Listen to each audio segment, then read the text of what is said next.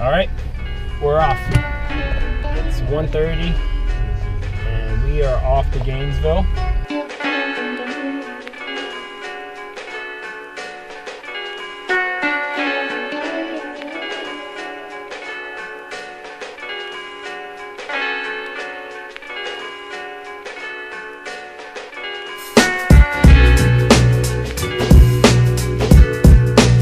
Alright, so this is the 2020 Swamp Classic up in Gainesville, Florida, and this is going to be the 1 hour crit.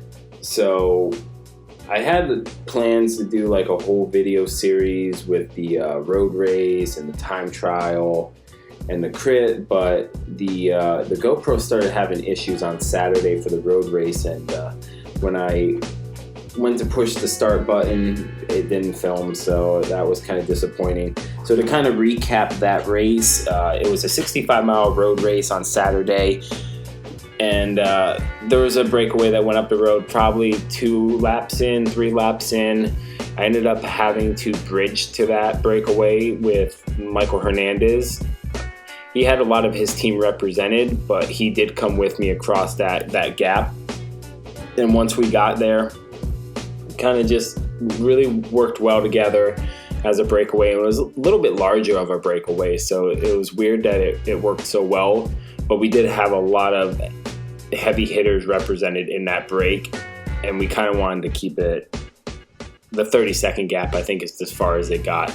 Unfortunately, we let 2 people go up the road and we could not bring them back in time, so they ended up getting 1-2, and I ended up getting 5th place. So not a bad day. I would take it so early in the season. Still got a lot of work to do, but definitely a positive. So then next was the time trial, and not a whole lot of people did this time trial because it wasn't actually a stage race that counted towards points. When I signed up for it, I did not realize that. So I went, guns blazing. I brought my time trial bike, and I already paid to do it, so I was going to do it the right way. Ended up taking first place on that by like 45 seconds. So that was cool, and which led us into today. So today's race, 60-minute Criterium, and I think this is like the first time in like 7 years that it's not raining on this day.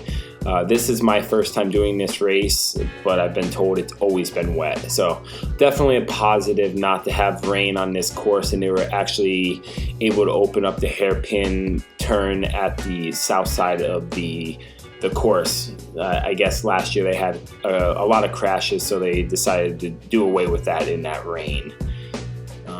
A lot of really good teams were represented for this race. We had Butcher Box, 2 guys from Butcher Box, Connor and Alex, and the Hincappy Junior squad was there.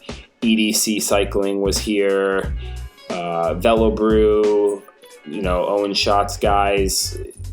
It was not an easy field at all. The road race had over 90 guys. The Criterium was a little bit smaller, but still a pretty large field, as you can see.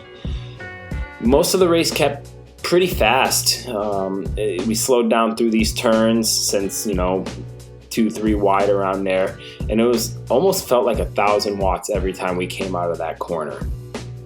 And there really wasn't any kind of breakaway that happened. There was a couple times, and you'll see later on in the video, that Michael Hernandez went up the road, and for whatever reason he went up the road and they let him go.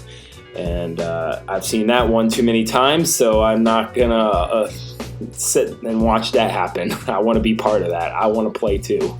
So you'll see that later on. Speeds mostly kept around 26 to 30 miles an hour, depending on the wind. We had a pretty good headwind going into the finish, so it tended to slow down a little bit. A lot of teams were very well represented, like I said. We only brought 2 guys, myself and Leo, up here. So we are kind of lone rangers within this group of people. But it seemed like there wasn't a whole lot of team tactics going on with the Criterium. Definitely with the road race, I would say that Florida Velo was very dominant in that race, and they really worked really well together. Here, this race was just so fast and strung out that the tactics kind of went out the door, I felt like.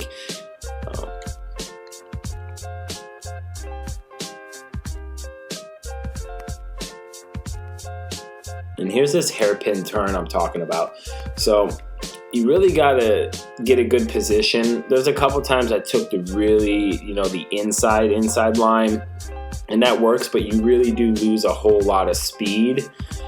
And you're going to burn a couple matches when you come out of that corner, because I think you got to just hit it a little bit harder than someone that's going to go through the apex. And they're going to kind of drift through and be able to pedal through it a little bit easier than where you're going to have to stop. So the couple times I did do it, burnt a match, but I was able to reconnect and kind of rest most of this race.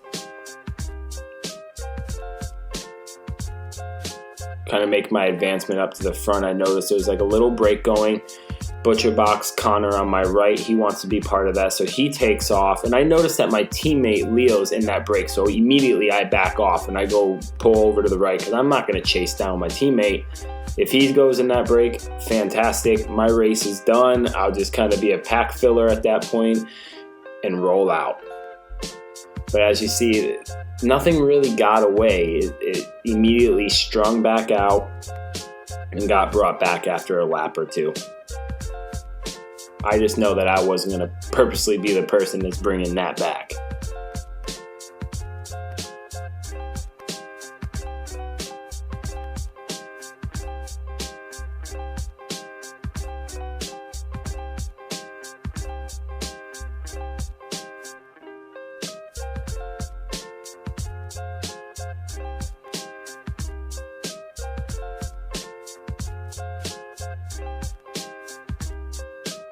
And they get a pretty decent sized gap at this point. And I was starting to think that they might be able to get organized, and all it takes is for the group to hesitate a little bit, or that guy up front to go, I'm not chasing anymore. You see one guy got bumped into the grass. The benefit of racing on this course is that you don't have a curb on the right that's going to take you out in half the field. So you kind of just roll back off, roll back in, and continue on with that race. We ended up having 2 crashes. One crash was really early on in the race, where we were kind of trying to figure out that hairpin turn and how many people could go through it. And we had a little bit of a cluster, and a couple guys went down. Everybody was okay.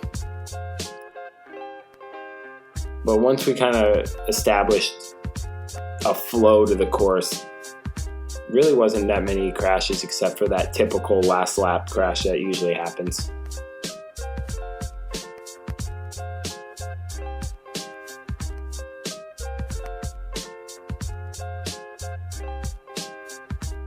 And as is tradition, anytime that a break's up the road and the chase is on, you can almost guarantee there's going to be a counterattack of some sort once that break is caught.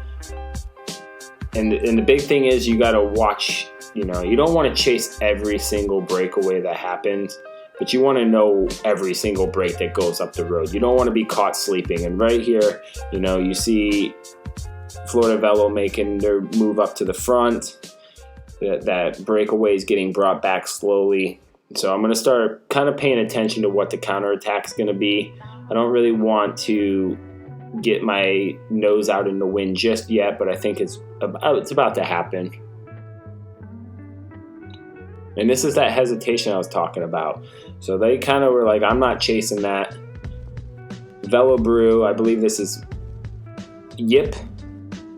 He's going to go, and I'm going to take that free ride up to that break, because I can see it's kind of fanning out. So I'll take that free ride up and kind of reestablish myself.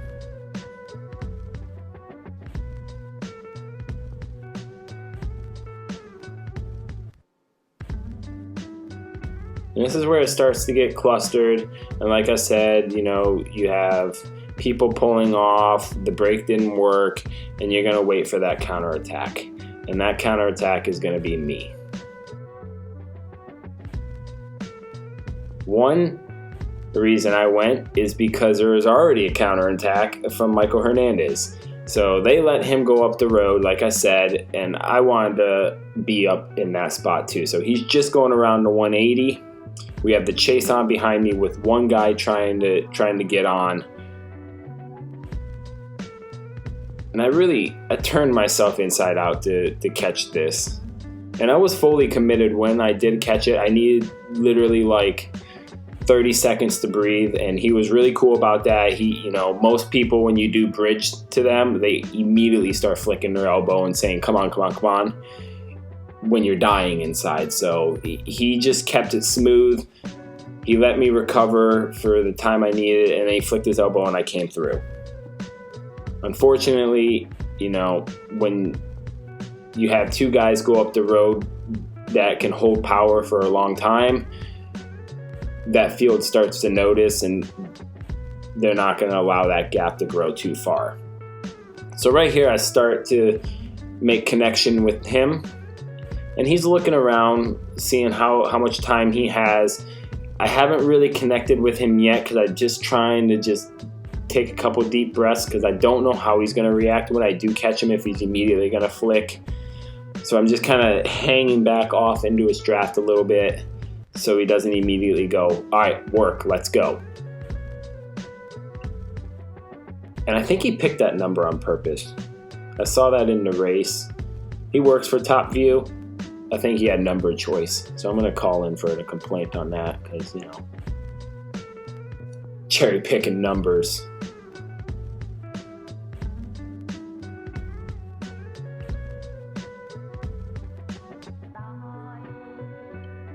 And he still hasn't flicked his elbow, so I'm just going to take the free ride.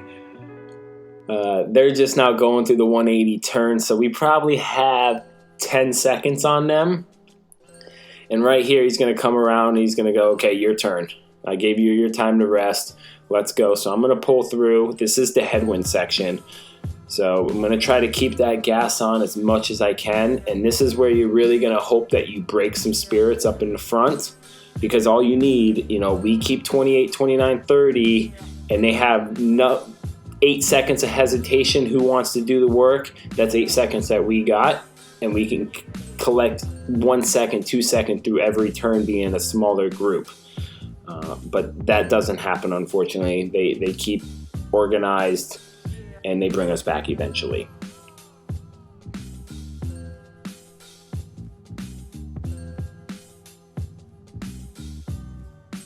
And he's looking over his shoulder. I've already peeked over my shoulder a couple times. I know that we're going to get caught, but I'm going to give one last little hoorah. He kind of knows. You see him reaching back, grabbing some food. And here just comes Owen's shot. Alex from Butcher Box. And that's kind of the counterattack right there. So Owen goes off. Once again, that's another guy you don't want to go off the front, so I want to be part of that party too.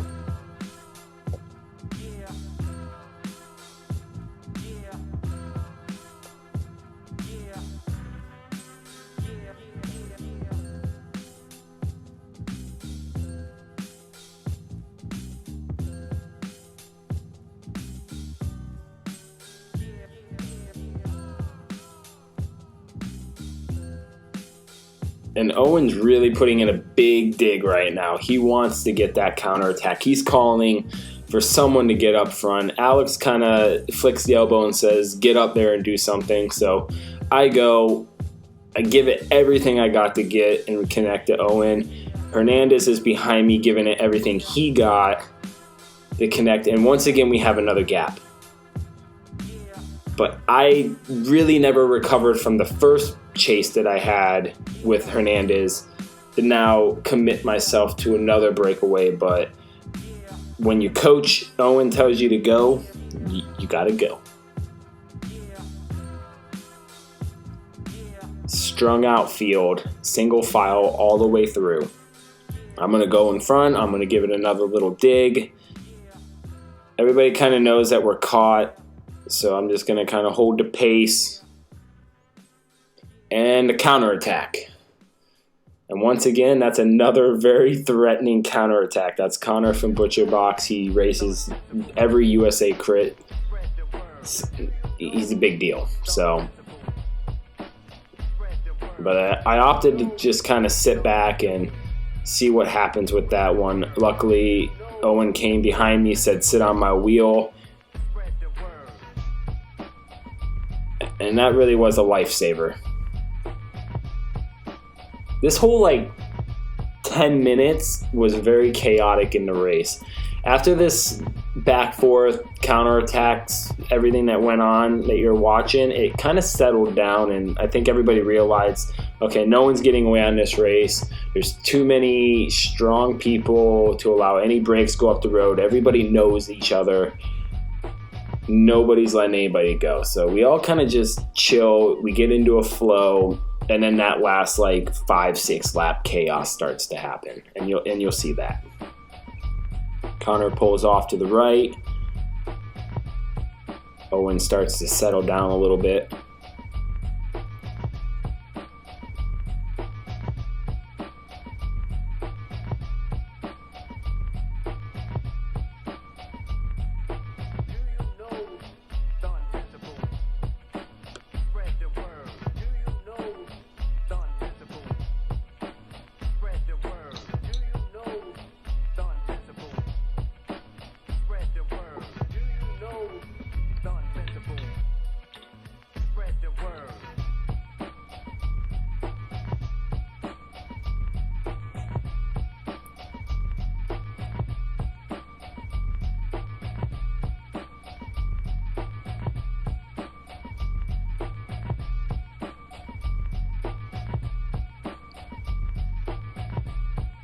Everybody's kind of really taking their turn trying to keep the pace high.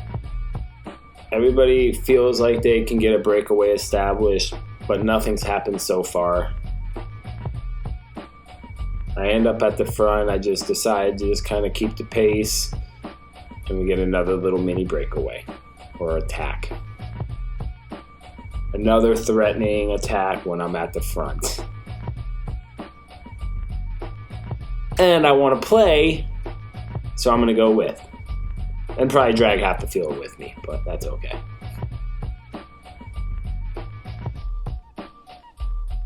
You can't miss a break if you chase every break. Some meme I saw the other day.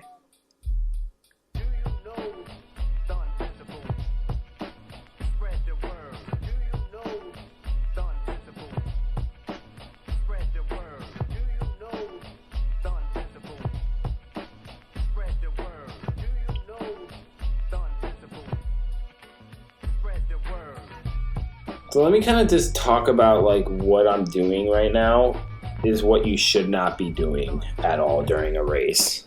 Especially when you don't have a huge team.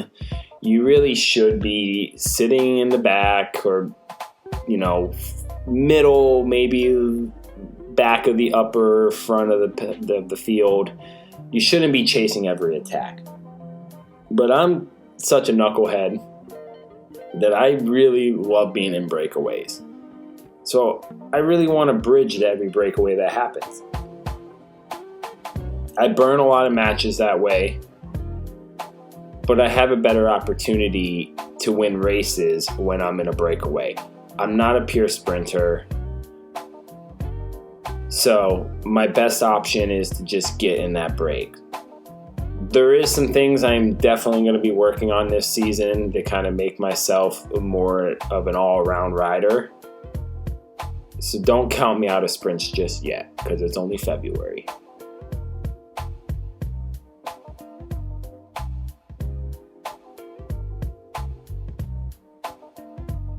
And if you haven't followed us on Instagram, Amino Rip Racing, definitely do that.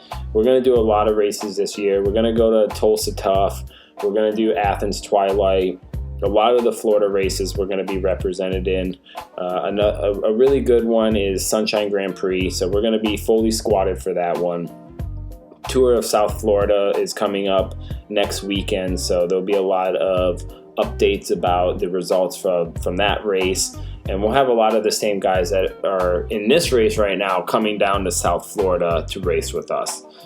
So we this course, very flowy. The course in South Florida ended up being built on an old dump, I believe. So we have like a little kicker in it. I want to say it's like anywhere from like 5% for 15 to 30 seconds roughly, doing that over and over and over again. So that's the crit course. The road race course in Miami is extremely flat as a pancake. So probably just stay together and be a massive sprint at that point. And then the cool thing is that we have team time trials. So everybody has to have a team signed up for this race. You can't really go in solo. And the first day is going to be team time trial, all on time. First 3 across the line out of 5. Second day road race. Third day Criterium. So give us a follow. Follow me, my Instagram, Mr. Watson. I post a whole lot on that. Keep you guys up to date.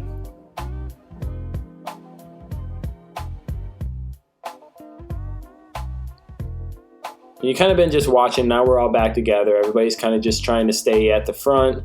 The safest part of the race is always at the front. You got to do a little bit more work, but you avoid a lot of those unnecessary crashes, or the contact is a lot less. So I try to really stay at the front as much as possible, and that's the best tip I can give.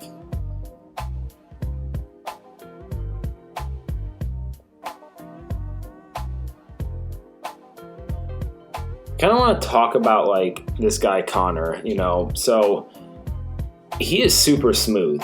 Watching him ride, it really he just flows. When everybody else is going crazy out of the saddle and their cadence is through the roof and they just are going ballistic, he is just like cruising through these turns like he's on some kind of street bike. So when I was watching him in that race, I kind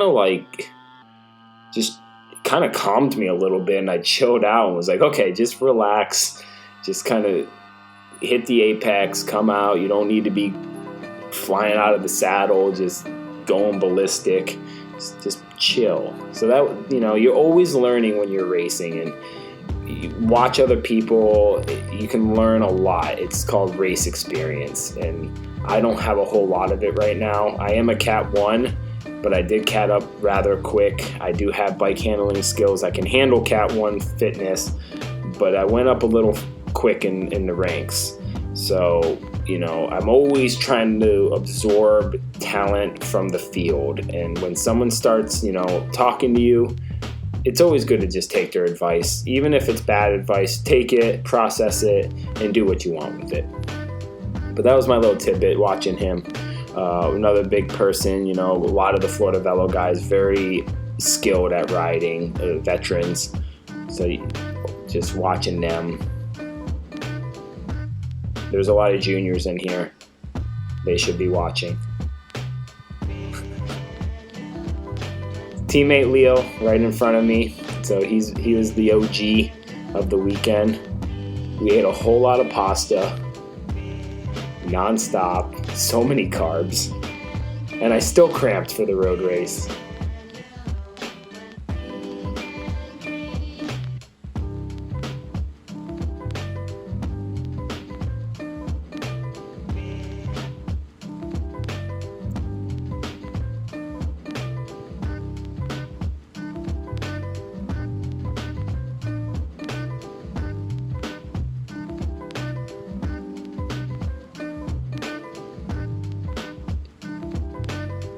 The guy number 4 that you see right here in my screen that just came out, he actually is the one that won the road race.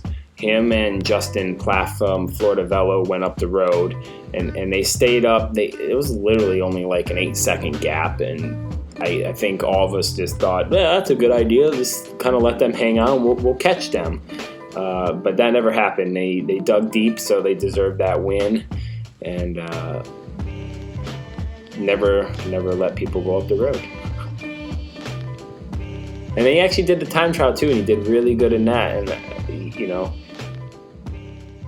if this was a stage race, he would have been up in the rankings, so that was cool. And I think he got 5th on today's crit. So really a young kid, a lot of talent.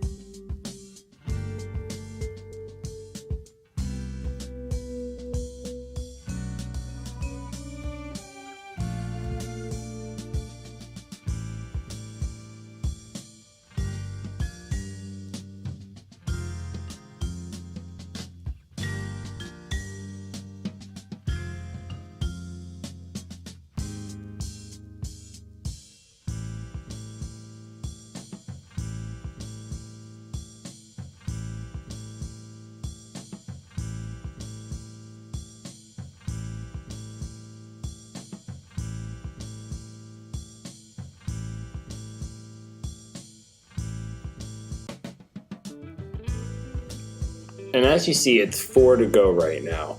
So I'm going to do what I've always kind of wanted to do, and I'm going to send it with 4 to go and just give it all I got and hope that they sleep on it.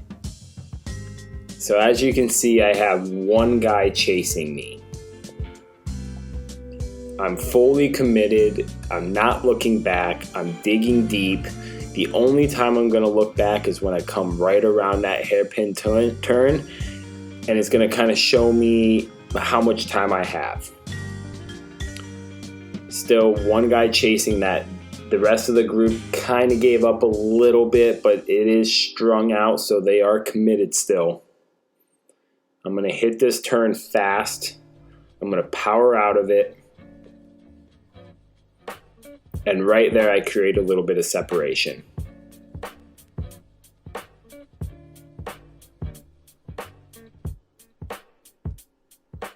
Coming into that headwind section right now.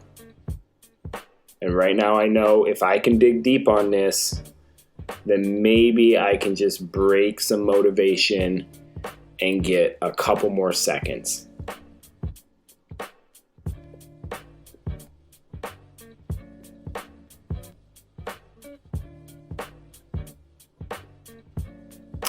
Three laps to go. It's looking really promising at this point. But 3 laps is a long, long, long time.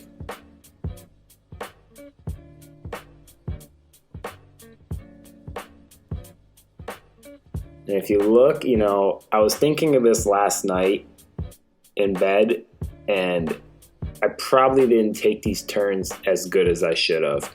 When you're out solo, you really want to try to find the shortest distance possible around that course. So you don't want to be swooping way far right, way far left, and just taking all these unnecessary routes. You really want to try to cut that course as straight as possible, because those are seconds that you will gain to be able to stay away from that field that's chasing. And as you can see, they're right on my tail. So we're now going into 2 to go. Coming into that headwind section, that 180 turn always gives me a couple seconds where I, a little bit more motivation. People start walking up onto the grass, and they're starting to believe that I can hold them off.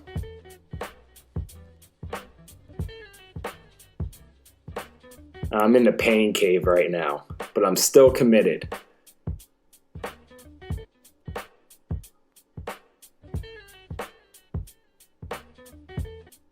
Two to go.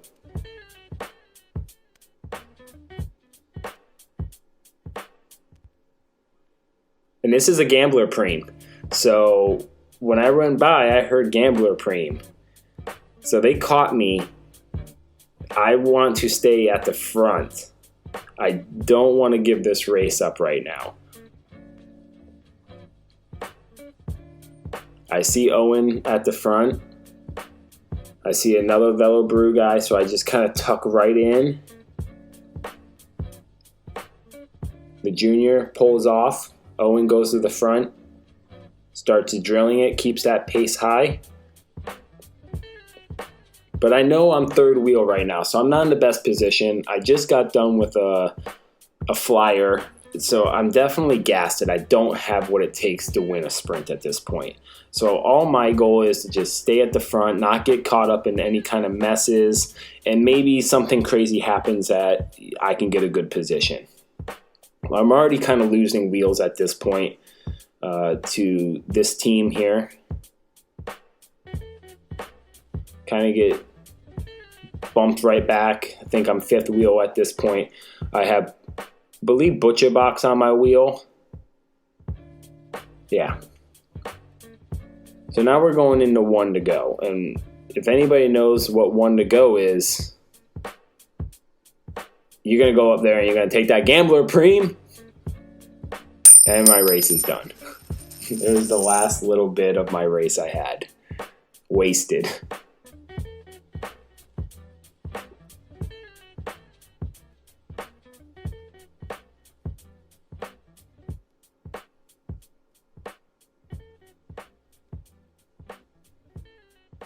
And at this point, I go, okay, let me stay at the front. Let me keep things as fast as I can. I know my teammate Leo's back there. He's been priming the legs, getting ready for a sprint. I think he's going in like 5th, 6th wheel right now. And this is where things start to get hairy. So this is where that crash happens. And I'm actually going to make the rear camera full screen pretty soon. And you'll see it right here. So as soon as we take that turn, everybody kind of takes it a little too hot. My teammate, is right behind that crash, unfortunately. I hear all the carbon. And then Connor ends up going up the road, and I tried to attach to his wheel. I just couldn't do it. There was a lot of talk about me losing the race for certain people. Well, I'm not your lead out train. I don't have it. So, I gave my race up. I had people pass me. It was a good, successful day. I kept all my skin. Unfortunately, Leo got caught up in that crash. He did not go down, but he ended up ripping his shoes somehow and a bunch of other nonsense. So it was a good race, and I look forward to Tour de South Florida. So like I said, if you enjoy these videos, then give it a go ahead and like it for me and subscribe, and we'll be looking forward to making a video of Tour de South Florida with some more teammates. So deuces.